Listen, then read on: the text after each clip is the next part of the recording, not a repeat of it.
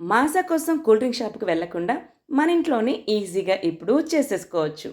Hi అండి. Welcome to Mudireddy సరీస్ kitchen. Summer అంటేనే మామిడి పండ్లు, మామిడికాయలకి స్పెషల్. ఈ మామిడికాయలు, మామిడి పళ్ళతో రకరకాలే చేసుకుంటాం. కానీ మ్యాంగో లవర్స్‌కి ఈ సీజన్ అయిపోతుందంటే ఇష్టమే ఉండదు. వీటిని మిస్ అయిపోతున్నాం దిగులు పడాల్సిన అవసరం లేదు. సో ఈ వీడియోలో మన ఇంట్లోనే కొంచెం కష్టపడి మాజాని ఎలా ప్రిపేర్ చేసుకోవాలో చూద్దామా? మనం ఇంట్లోనే చేసుకోవడం వల్ల కెమికల్స్, ప్రిజర్వేటివ్స్ ఉంటాయని భయమే లేదు. దీన్ని డీప్‌లో పెట్టుకుంటే 1 ఇయర్ వరకు ప్రిజర్వ్ చేసుకోవచ్చు. సో ఇప్పుడు 2 మామిడి పండ్లు, ఒక పచ్చి మామిడికాయతో ఇది ట్రై చేస్తున్నాం.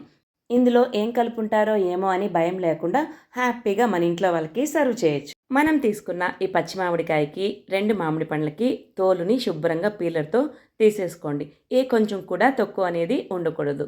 ఈ పీల్ చేసిన తర్వాత మామిడికాయని ఇలా చిన్న చిన్న ముక్కలుగా కట్ చేసేసి ఈ పీసెస్ అన్నిటినీ మనం మిక్సర్ జార్ లేదా జ్యూసర్లోకి యాడ్ చేయండి. ఇప్పుడు దీనికి తగినట్టుగా 2 కప్పుల షుగర్ని తీసుకుని జ్యూసర్లోకి యాడ్ చేయండి. ఇప్పుడు మనం ఈ జ్యూసర్ని ఒక 5 మినిట్స్ వరకు గ్రైండ్ చేసుకోవాలి. ఈ గ్రైండ్ చేసుకునేటప్పుడు పల్ప్ అనేది బాగా సాఫ్ట్గా క్రీమీ టెక్స్చర్లోకి వచ్చేటట్టు మనం గ్రైండ్ చేసుకోవాలి. అలా తర్వాత నెక్స్ట్ కొంచెం వాటర్ వేసి మళ్ళీ గ్రైండ్ చేయాలి. ఇప్పుడు మనకు పల్ప్ అనేది రెడీ అయిపోతుంది.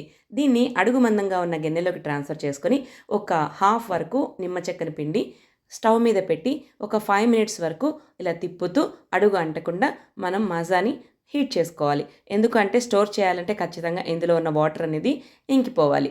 ఇప్పుడు చల్లారిన తర్వాత ఫ్రిడ్జ్లో పెట్టుకుని మనం ఐస్ క్యూబ్స్ వేసి మాజాని సర్వ్ చేస్తే మన ఇంట్లో వాళ్ళు అన్యాచురల్గా కాకుండా న్యాచురల్ మాజాని ఎంజాయ్ చేస్తారు.